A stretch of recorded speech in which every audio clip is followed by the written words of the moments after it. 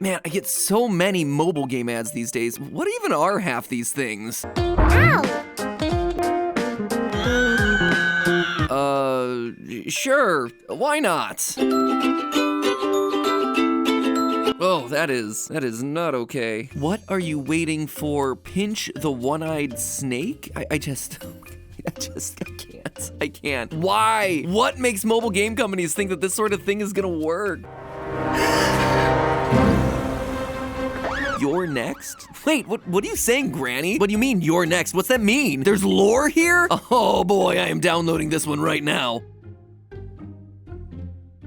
Hello, Internet! Welcome to Game Theory, the show that's a lot like a mobile game. Seriously, I hear that if you click on the subscribe button, YouTube actually rewards you with coins. And then you can trade 10 of those coins in for a diamond, which, when you get 15 diamonds, can upgrade your subscribe button to the golden subscription button. And to top it all off, I hear if you click the subscribe button today, you can actually start off your subscription with 3,000 free silver and an epic champion. Wouldn't you know, just when you thought it was safe, mobile games got smarter. A few months ago, I did this whole takedown of the industry, calling out the legal loopholes that they exploit in order to sell their games. I mean, they are actively lying to get you to download their game, and nothing is done about it. And wouldn't you know it, they took that idea and they decided to run with it. We apologize for setting such low odds of 5-star heroes. For marketing with false ads, To make it up to you, we're hereby giving to you the CD key, IH777. Oh, we are so sorry for having unfair gambling in our game. So use this code to gamble some more. Man, this thing just set the new land speed record for YouTube apology videos. Apologize for your actions, and less than a minute later in the same video, just do it all over again. But amidst the sea of garbage, one recently did catch my attention. Well, actually it caught the attention of another channel, Danny Gonzalez. It's just like a home improvement game, like a gardening and fixer-uppy game. The game in question is Merge Mansion, which saw Lily's Garden ads and said, "Hold my beer," creating an entire ad campaign revolving around its mysterious and confusing lore. Wedding breakups, mysterious fires, secret affairs, and murder. Is all of this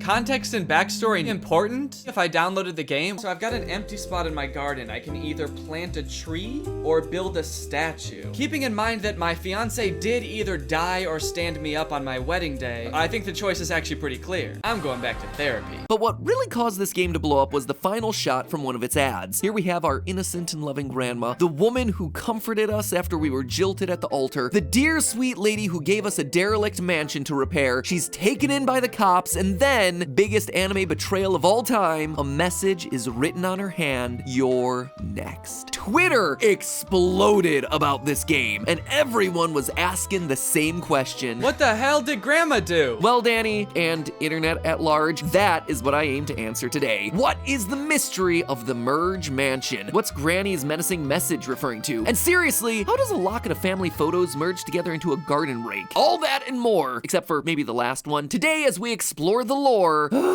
of yet another weird mobile video game ad campaign. You happy for your free promotion game? You got me. In total, there are only like 6 or 7 ad spots, plus the lore that's delivered in-game by Granny. So unlike Lily's Garden, we're thankfully not dealing with hundreds of short 30-second videos this time. So let's start at the beginning. Our story begins with lead character Maddie in a wedding dress, mascara running down her face. Clearly, her wedding didn't go as planned, with her fiancé either not showing up or running out of the ceremony. Either way, jerk move there, bro. But of course, the bad news doesn't stop there. She gets out of the taxi only to see her house has been burned down. Can I just digress here and say that I love her reaction in this moment? Just little slumping of the shoulders. Cause yeah, that is the appropriate reaction when you see your life go up in flames. Anyway, she immediately gets a call from Granny Ursula. Good timing there, Gran. Uncanny. Maddie accepts the call, and in a separate ad titled Wedding, we see Maddie tear up a photo of her and her fiancé together. It's a weird detail since, you know, she's both wearing her wedding dress and in the dress in the picture. Like, how did she get a photo from the wedding if the wedding didn't happen? This proves that at the very least her fiancé, whose name we later learn is Arthur, must have gotten cold feet at the altar and physically ran away. Maybe they both got dressed up, but upon seeing the dress, the fiancé suddenly got cold feet and ran after the photo was taken. Also, Polaroid photos for the wedding? I recognize you, hipster move. Well done. But Granny's there, once again to the rescue by offering Maddie a place to stay. The old family mansion, which, gotta admit, sounds sounds great till you actually see it. It could use some work. We actually get two versions of this part of the story. One in the CG style that we've seen, and another in the art style of the actual game. In it, we're shown a newspaper headline revealing a few key details. One, that Maddie is actually a bit of a local celebrity, and two, that she was pied off by her fiancé. Pied off? Pied off. I have never heard of this before. Is this a real thing?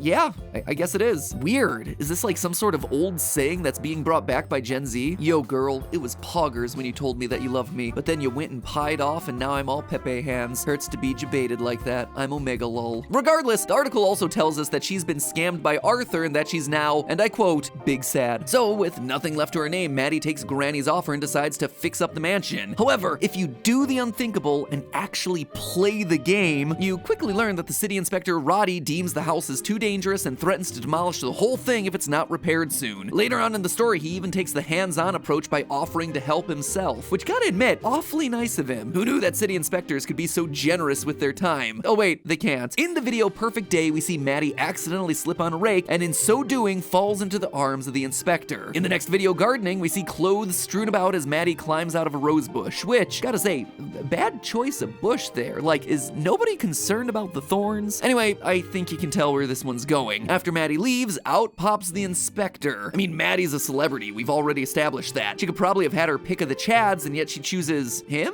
I don't think so. I think this is more of a tactical decision. By wooing him, Maddie gets to keep the demolition of the mansion delayed. Sometimes, who knows, he'll even help out. Speaking of helping out, Grandma's also there in the bush. Yep, a third person reaches up from the bush to pull the inspector back down, and look at that flared sleeve there. It's a match for Granny's outfit in every scene that we see her in. I suppose love is blind to age, and apparently to also being in the same family. Ooh, they must really want to keep this mansion. And while we're on the subject of Granny, it seems like her motives in this are twofold. First, while on the surface it seems like she wants to help Maddie during a rough patch in her life, in reality, she's just using Maddie for free labor to fix the mansion. I mean, she doesn't help at all, except for that stuff in the bush.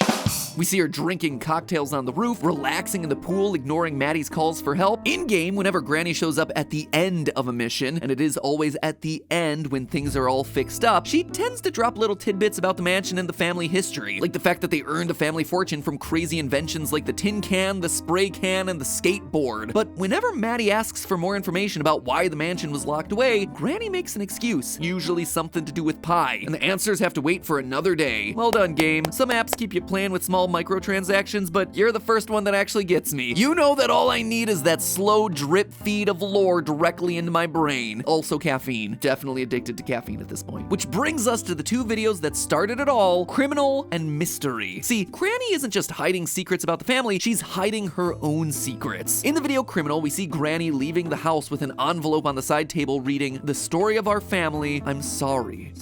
Sorry for what? This is then followed up by Mystery, where she gets into the police car and we see that infamous writing on her hand. What, though, is she being arrested for? Well, I would say arson. Remember Maddie's house and how it burned down at the start of all this? And how, just in the nick of time, Granny comes a-callin' with a comforting shoulder in a brand new house that, gosh darn it, just needs a little bit of fixing up? Her timing here is awfully suspicious. I think she set the fire. Consider this. Maddie is devastated about being left at the altar, and it means she's gonna be stuck at the ceremony for a while dealing with guests, being comforted by friends, things like that. You'd assume that Granny, as a family member, would be there too to act as an emotional support, except we know for a fact that she wasn't, because she calls back later that day to help Maddie through her feelings about both the wedding and the fire. All this time with Maddie at the ceremony then gives Granny plenty of time to sneak away and cause the fire. Why would she do something like that? Well, Granny clearly wants free labor to fix the mansion, and she sees a vulnerable family member who can do exactly that. By offering to help Maddie through this difficult period in her life, it suddenly makes Maddie dependent on her. So is that then why Granny's getting arrested? For arson? Well, it's not actually the end of it. In this gameplay advertisement, we see another news article with the headline, "Killer Grandma Caught." She killed someone? Who? Well, the answer I think is a pretty obvious one. There's a character that's only ever mentioned briefly, but is never spoken of or seen again. The fiancé, Arthur. To be clear, we do see him in the first ever ad spot for the game, but this spot also features some details that directly contradict every other major story point that we get from all the other ads and the game itself, so I think that this one just kind of got swept under the rug and retconned away. And I gotta admit, I don't have a lot of hard evidence for this one, but I do have a decent amount of circumstantial evidence. First off, did you see my Lily's Garden video? Exes like this don't just disappear in these mobile game ads. In the Lily's Garden universe, Lily's ex-fiancé shows up constantly well after their relationship ends. So why would Merge Mansion, a very similar game following a very similar ad campaign, not include this sort of key character unless he physically can't be included? He can't show up because Granny killed Maddie's fiancé. We do see in one of the ads that Granny starts to tell Maddie something about her ex-fiancé, and then the ad cuts out. Suspicious, right? If you left someone at the altar, the first thing you do is go home and pack your things to make some sort of quick getaway, right? I suspect Arthur may have done something exactly like that, but he got caught. Granny saw him sneak away and knew exactly what he was doing. She followed him home and set his house on fire with him inside, which leads us finally to the hand message. What does it mean? Or should I say, what do they mean? You see, there's not just one, but 3 separate messages ending this mysterious ad campaign. You're next, he's alive, and I planned this. Clearly, this is just the case of a mobile game ad trying to optimize for click-through rate by making a small change, which is something that we actually talked about in our past mobile game episode. But still, which one of the messages is real? Which is right? Well, what if I told you that all of them are? Let's start with the weirdest one. He's alive. Right now, there are only 3 men in the series: the inspector, Granny's friend Julius, and the ex-fiancé Arthur. Both the inspector and Julius are alive, so not gonna be them. Like, yeah, obviously he's still alive, Granny. He was just helping us trim the bush this afternoon. Wink, wink. In the game lore, Granny tells stories about her husband, Grandpa Charlie, and while he does appear to be dead, there's nothing really scandalous or interesting about him to warrant something like this. The only person it would make sense for it to refer to is the ex-fiancé. He went home after running out of the wedding, got caught in what people believe to be an accidental house fire, and was declared dead. That's the story that people know. But in reality, Granny saw him and set the fire with him still in the house. When they discovered her arson, she got pinned for killing him as well. He's alive might also lead us to what Granny plans next. When she drives off, she's got an evil grin on her face. She plans on finishing the job. But how is she gonna do that when she's in prison? She's not. She's in the process of busting out. Remember, one of the other phrases on the hand was, "I planned this," which makes sense when you think about the envelope that she left on the table before being taken in by the cops. She couldn't have just written that note once the police arrived. She knew that they were coming for her. But this is where Granny's long-term planning kicks in. In the ad where we see her in prison, we see Granny putting some massive thing inside of a pie. It looks to be some kind of a file or lockpick, which she plants in the pie for Maddie to bring with her to prison. With all of Granny's talk of pies throughout the game, her ever-loving granddaughter would bring the pie to Granny, not being aware of what's inside. Granny is planning a prison break. She can then run away, change her identity, and set up somewhere nice with her family's secret fortune. But that then leaves us with the last phrase, "You're next." Well, if I'm right about Granny planning a prison escape, then Maddie is technically an accomplice to that crime, and would be considered to be an accessory after the fact. And in the state of Maryland, which is the setting of the game based on the news articles that talk about the MCPD, or the Montgomery County Police Department in Baltimore, Maddie is likely to get up to 10 years in prison. And that might not be her only conviction. Once they start looking into Maddie, they might find the series of events currently blamed on Granny to be a little suspect. House being burned down to claim insurance money, fiancé being murdered, fooling around with a city inspector. If anything, Maddie should be suspect number 1 for all of these crimes. So the "you're next" could indeed be Granny showing her hand, revealing that she set up all these dominoes so that Maddie is eventually the one that takes the fall for everything. Granny is not nice. In fact, she is pure evil, out for her own personal gain with a little bit of murder on the side. Once the police focus on Maddie, and once the mansion's repaired, Granny will be able to get the family fortune and sail away off into the horizon, never seen or heard from again, which would then lead to perhaps the biggest twist of them all, the fact that the game plays literally nothing like any of this in the first place. But hey, that's just a theory. A game theory. Thanks for watching.